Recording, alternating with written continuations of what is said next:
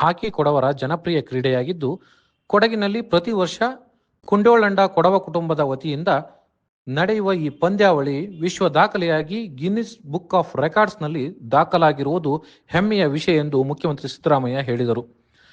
ಇಂದು ಬೆಂಗಳೂರಿನ ಗೃಹ ಕಚೇರಿ ಕೃಷ್ಣಾದಲ್ಲಿ ಪಂದ್ಯಾವಳಿ ಸಂಘಟಿಸಲು ಕುಂಡೋಳಂಡ ಕೊಡವ ಕುಟುಂಬಕ್ಕೆ 1 ಕೋಟಿ ರೂಪಾಯಿ ಚೆಕ್ ಅನ್ನು ಯುವ ಸಬಲೀಕರಣ ಇಲಾಖೆ ವತಿಯಿಂದ ವಿತರಿಸಿ ಅವರು ಮಾತನಾಡಿದರು. ಹಾಕಿ ಹುಟ್ಟಿದ್ದು ಭಾರತ ದೇಶದಲ್ಲಿ. ಧ್ಯಾನ್ ಚಂದ್ ಅವರಂತಹ ಹಾಕಿ ಮಾಂತ್ರಿಕ ಹುಟ್ಟಿದ ದೇಶ ನಮ್ಮದು.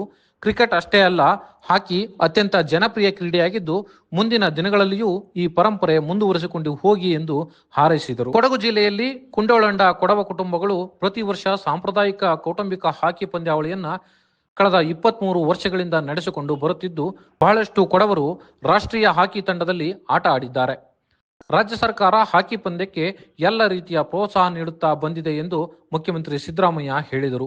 ಕಳೆದ ವರ್ಷ ಕೊಡವ ಹಾಕಿ ಕ್ರೀಡಾಕೂಟದಲ್ಲಿ 360 ತಂಡಗಳು, 4800 ಕ್ರೀಡಾಪಟುಗಳು ಭಾಗವಹಿಸಿದ್ದಾರೆ. ಇದು ಗಿನ್ನಿಸ್ ಬುಕ್ನಲ್ಲಿ ದಾಖಲಾಗಿದೆ. ಹಾಕಿ ಪಂದ್ಯಾವಳಿಯನ್ನ ಇನ್ನಷ್ಟು ಎತ್ತರಕ್ಕೆ ಕೊಂಡೊಯ್ಯಲು ಎಲ್ಲ ನೆರವು ನೀಡಲಾಗುವುದು ಎಂದು ಸಿದ್ದರಾಮಯ್ಯ ಭರವಸೆ ನೀಡಿದರು.